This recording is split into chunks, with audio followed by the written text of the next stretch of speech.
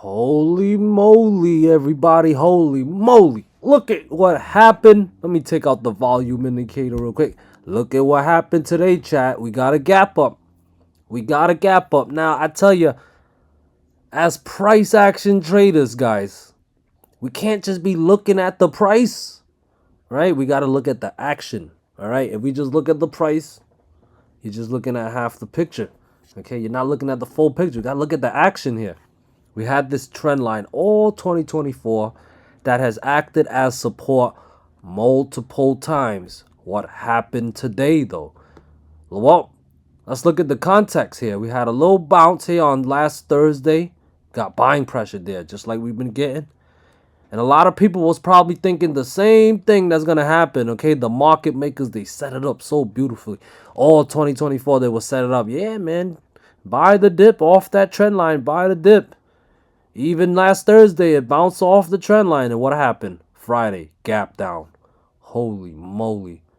Did we talk about the stop loss hunting thing? Where the market makers, they like to go stop loss hunting. They build the liquidity down here. And then they go stop loss hunting. And what they do? Boom, stop loss hunting.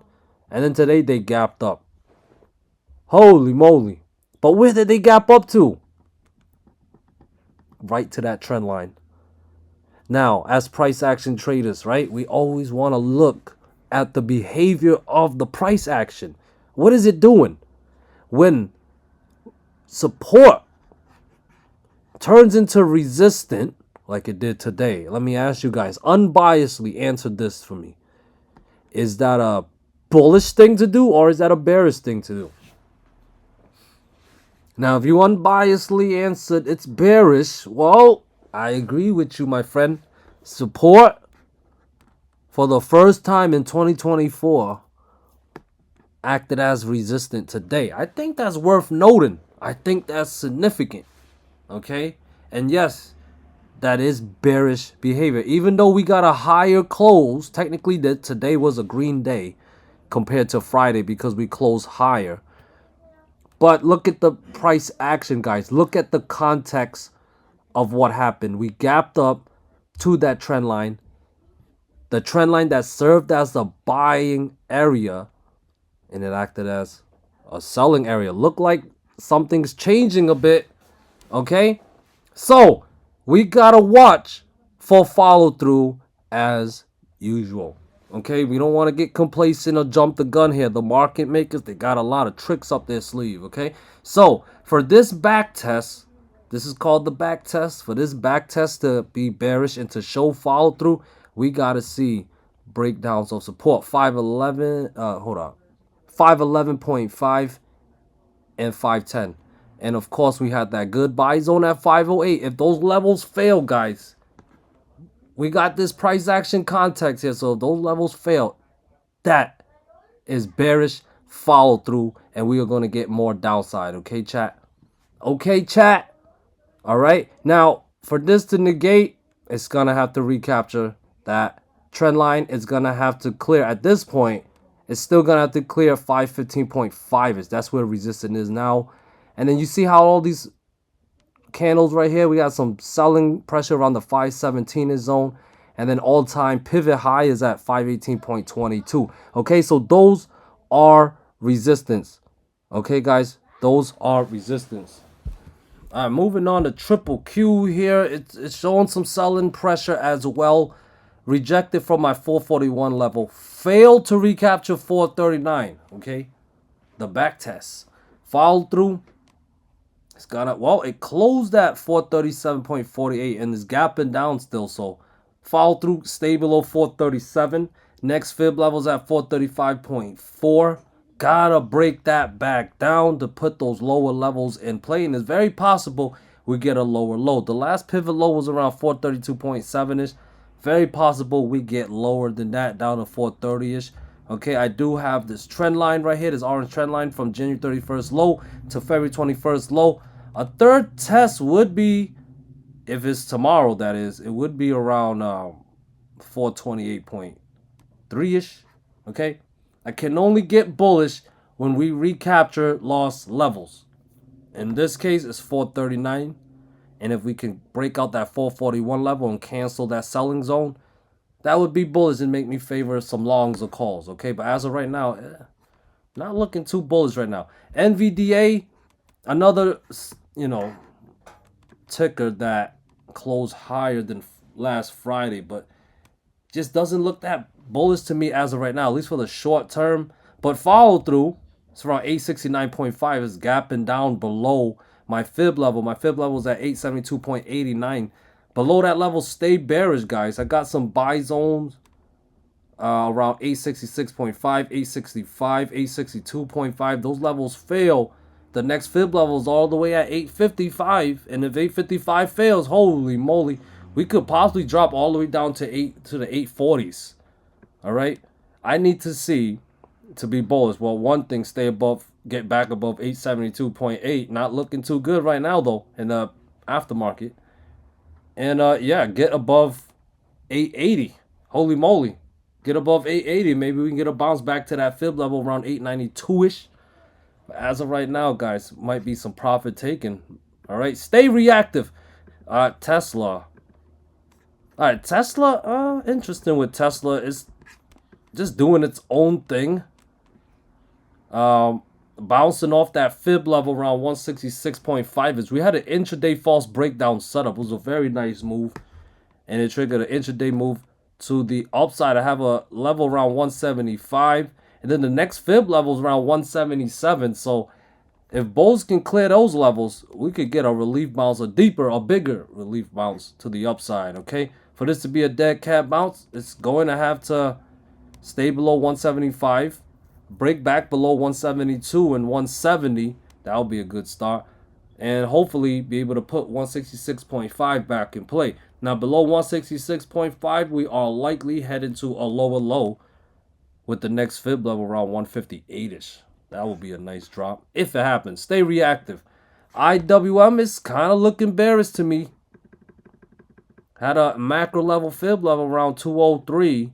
We lost that level. We lost that level Thursday. We back tested that level Friday. Today, we back tested it again. However, there was more selling pressure. All right, for IWM. So yeah, still looking bearish.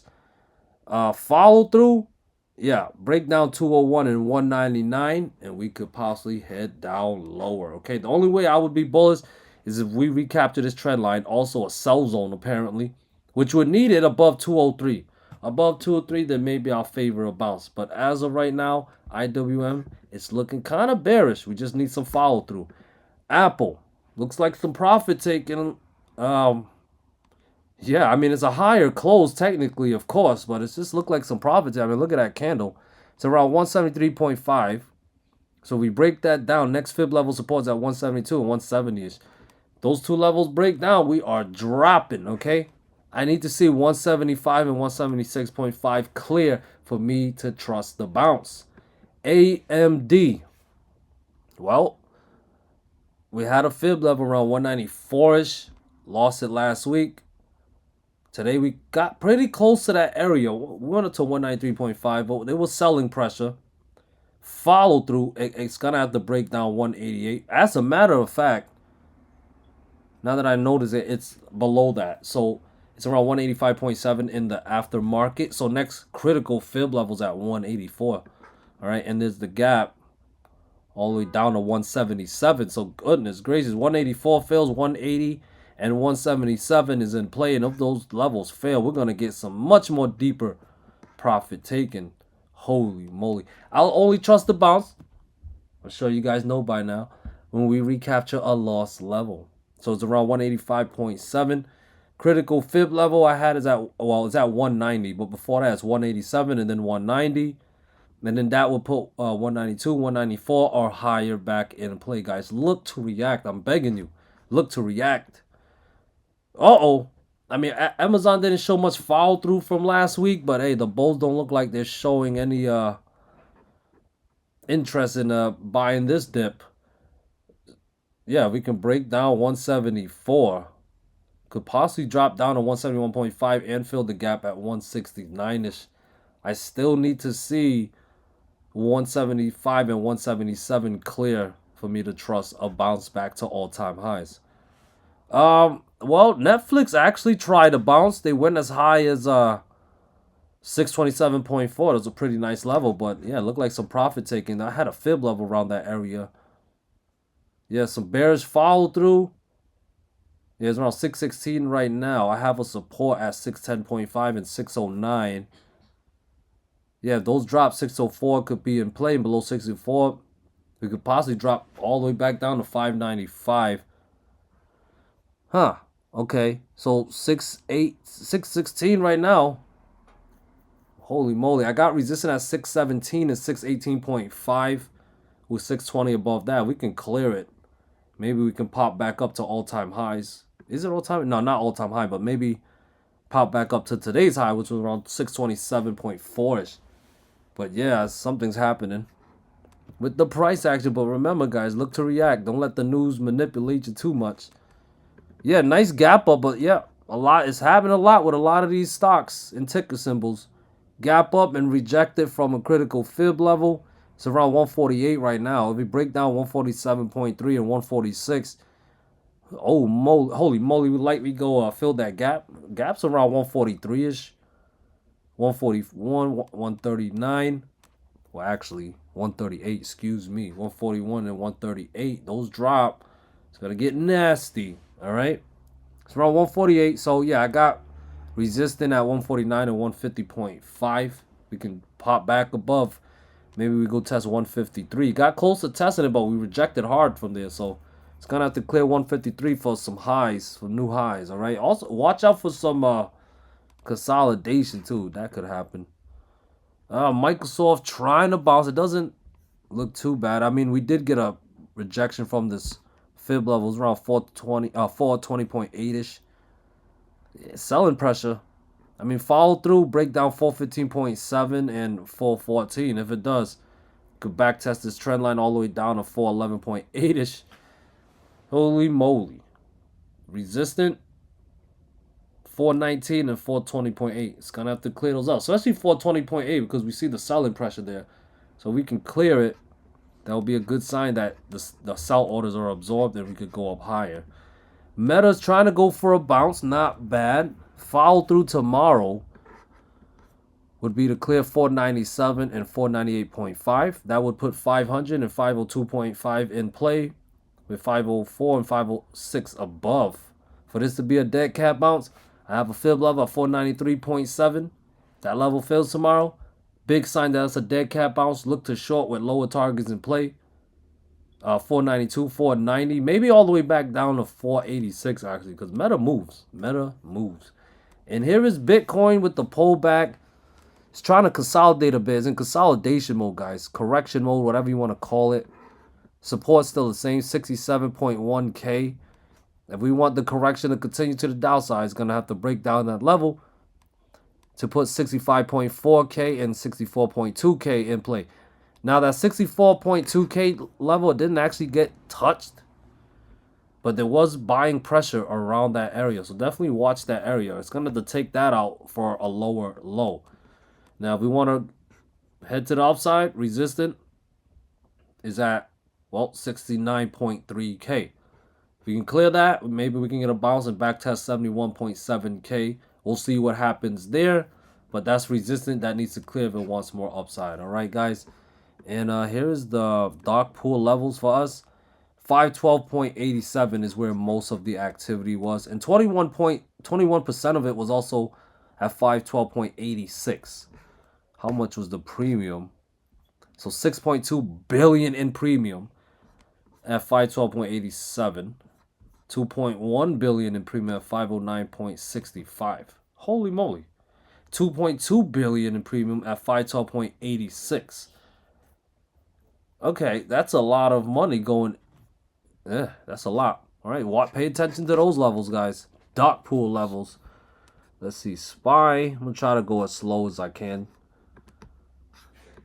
All right, there we go. It's bullish. All right, somebody buying the dip or something. Triple Q is bearish, though. Triple Q does not agree.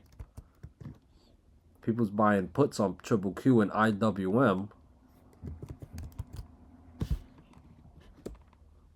NVDA is bullish.